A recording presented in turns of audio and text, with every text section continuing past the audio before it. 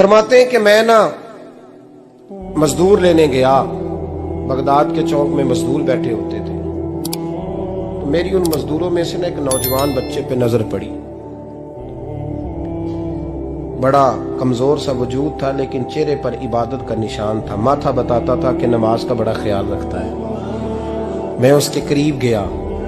चेहरे भी बड़ा कुछ बताते हैं ना, चेहरों में भी बड़ी रानाई होती है। फरमाते हैं मैं करीब गया, मैंने उसको कहा बेटे मजदूरी करोगे? तो कहने लगा मजदूरों में बैठा हूं तो जरूर मजदूरी के लिए ही तो बैठा हूं। तो मैंने कहा कि चलो फिर। कहने लगा नहीं, मेरी कुछ शर्तें। मैंने कहा बताओ? कहने लगा पहली शर्त यह है कि लोग 4 दिनार दिहाड़ी लेते हैं, मैं 3 दिनार लूंगा। मैंने कहा यार बे तो बड़ी बेहतरीन है, बाकी भी इस तरह की रख ले। उसने कहा हुजूर दूसरी शर्त यह है कि मैं आपकी मुकम्मल बात मानूंगा, लेकिन जब अजान हो जाएगी फिर आपकी नहीं सुनूंगा। तीसरी बात उसने ये की कि हुजूर मैं आपके घर में काम करूंगा पर आपके किसी सवाल का जवाब नहीं दूंगा। कहते मैंने कहा यार तू बड़ा अजीब है, शर्तें तो मालिकों की होती हैं। कहने लगा जी बहरहाल मैं शर्तें लगा के जाता हूं। फरमाते मैं उसे घर ले आया, काम मैंने उसको बताया, तो जो काम मजदूर सारे दिन में करता है ना उसने 2 घंटे में ही कर दिया। हमारे मजदूर सिगरेट पीने में भी तो आधा घंटा लगाते हैं, वो चाय पीने जाएं तो पौना घंटा। वहां उनको भी तो दयानतदारी करनी चाहिए कि नहीं करनी चाहिए? ने मुआहदा किया है ना जी, तो पूरा उतरना चाहिए ना। कहते 2 घंटे में। अब काम जब बंदा शुरू कराता है तो काम और निकल आता है। कहते काम मैंने उसको और बता दिया, वो करने लगा। उसने मिट्टी निकाल के रखी थी बाहर रास्ते में, तो अजान हो गई जोर की। उसने वहीं कुदाल छोड़ी कही और चलने लगा। तो मेरा बेटा कहने लगा इसको जरा बराबर कर दो। कहने लगा चुप कर जा, तेरे बाप से बात हुई थी, जब अजान होती है तो मैं किसी और की नहीं सुनता, सिर्फ अल्लाह रसूल की सुनता हूं। कहते मस्जिद चला गया, नमाज पढ़ के आया तो दोपहर का वक्त था। मेरी बीबी कहने लगी इसको को खाना खा ले। कहते हमने कहा खाना खा लो। तो कहने लगा मैंने रोजा रखा हुआ, रमजान भी नहीं था, नफली रोजा रखा हुआ। फरमाते हैं शाम हुई, मैंने 3 दिनार दिए। तो मैंने कहा तेरा नाम क्या है? कहने लगा मैंने आपसे कहा था मैं किसी सवाल का जवाब नहीं दूंगा। तो वो चला गया। अगले दिन मैं फिर लेने गया उसे, काम कुछ और निकल आए। तो लोगों ने बताया वो सिर्फ हफ्ते वाले दिन आता है।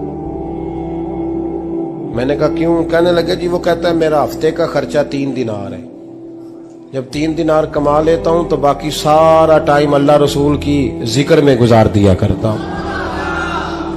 फरमाते हैं जी अगले हफ्ते मैं फिर लेने गया। मैंने पूरा हफ्ता इंतजार किया कि काम उसी से कराना है। मैं जब गया तो मैंने कहा चलो। कहने लगा मेरी शर्तें याद है ना? और मैंने कहा याद है भाई साथ चल। फरमाते हैं काम कराया। 2-3 हफ्ते वो आता रहा। 1 हफ्ते में गया तो लोगों ने कहा हुजूर आज नहीं आया। क्यों? कहने लगे बीमार हो गए। कहाँ घर है? कहने लगे बगदाद के कब्रिस्तान के पीछे जो कच्ची आबादी है उसमें रहता है। फरमाते मैं गया, दरवाजे पे दस्तक दी तो कहने लगा हुजूर आप हैं? दरवाजा खोला है, आ जाइए। फरमाते मैं अंदर गया तो मैंने कहा तुम्हें कैसे पता चला मैं आया हूं? कहने लगा हुजूर अल्लाह वाले हो, आप नहीं आना था, वरना अमीर तो गरीबों का पता लेने कोई नहीं आते। कहते मैं करीब गया तो कहने लगा मैं आपका इंतजार कर रहा था, तेज बुखार है, तप रहा। जेब से कुछ पैसे निकाले। कहने लगा ये पैसे रखने। एक अंगूठी निकाली। कहने लगा हुजूर आज रात को मेरा इंतकाल हो जाएगा, इन पैसों का कफन खरीद के सुबह जनाजा पढ़ के मुझे दफन कर देना, और जब दफन करो तो ये अंगूठी लेके असर के बाद हारून रशीद के पास जाना। आप उसे कहना मैंने मिलना है, पर वो आपको टाइम नहीं देगा। आप उसको आवाज दीजिएगा कि तेरी एक अमानत है मेरे पास, फिर वो आपसे मिलेगा तो अंगूठी दे दे, फिर आप मेरी तरफ से फारिग हैं। हजरत फरमाने लगे तेरा नाम? और कहने लगा हुजूर वक्त थोड़ा है, आज रात मैंने जाना है, बड़ी लंबी माफी मांगनी है रब करीम से, अगर मुनासिब समझे तो मुझे अपने रब से तन्हाई कर देने। फरमाते हैं मैं आ गया, पर उसकी बातों ने मुझे सारी रात सोने नहीं दिया। फरमाते सुबह बड़ी मुश्किल से सूरज निकला, मैं गया दरवाजे पे हाथ रखा तो दरवाजा खुला हुआ था। अंदर दाखिल हुआ तो खुशबुएं मेरा इस्तकबाल कर रही थी। जब चेहरे से कपड़ा हटाया तो उसका तो इंतकाल हो चुका।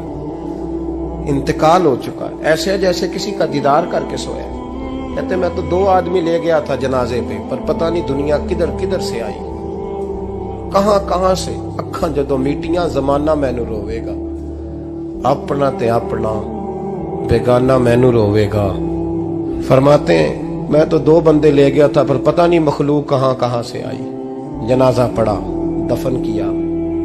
हारून रशीद के पास में असर के बाद गया, मैंने बुलाना चाहा पर बादशाह था, मेरी तरफ देखा ही नहीं। मैंने उसको कहा तेरी ये अमानत मेरे पास है। फरमाते हैं वो मुझे कोने पे ले गया, क्या बात है, कमरे में बुलाया, मैंने अंगूठी दी। हारून रशीद तो चीखे मारने लगा, कहने लगा अंगूठी वाला कहाँ है? मैंने कहा वो तो इंतकाल कर गया। कहने लगा मुझे कब्र पे ले चल। कहते मैं कब्र पे लाया तो वो लेट गया, तड़प के रोने लगा। मैंने कहा मेरा कलेजा फट जाएगा, ना उसने कुछ बताया ना तूने बताया, ये कौन था? तो हारून रशीद कहने लगा ये मेरा बेटा था। मैंने कहा तेरा बेटा और मजदूर? कहने लगा हुजूर ये हजरत दाऊद ताई के पास बैठा करता था, उनका मुरीद था, मुझे रोज कहता था अब्बा तूने बड़ी दुनिया इकट्ठी कर ली है, मरते वक्त तुझसे टांगे समेटी नहीं जाएंगी, इतना हिसाब नहीं तू दे सकेगा। मैं इसको समझा देता, इसकी अम्मा समझा देती। ये रोज हमें कहता छोड़ दो, आ जाओ अल्लाह रसूल की बारगाह में झुक जाएं। हम समझ। एक दिन ये चला गया, कहने लगा फिर तुम्हारा रास्ता और है और मेरा रास्ता और है। ये सोने की अंगूठी गलती से इसके पास रह गई, गलती से हीरे की अंगूठी चली गई। कहने लगा देखो मेरे बेटे ने आज वो भी वापस कर दी है। फिर तड़प के कहने लगा हारून रशीद था तो ये मेरा बेटा, पर मेरा मुर्शद निकला, मेरा पीर निकला। भाई जिंदगी तो बड़ी थोड़ी है ना। बाबा साहब ने कहा था उठ फरीदा सुते आ, और दाढ़ी आ गया ही पूर, अग्गा नेड़े आ गया, पिछा रह गया ही दूर।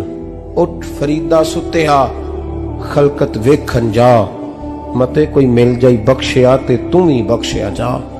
उठ फरीदा सुते आ, झाड़ू दे मसीत, तू सुते रब जागदा, तेरी डाडे नाल परीत।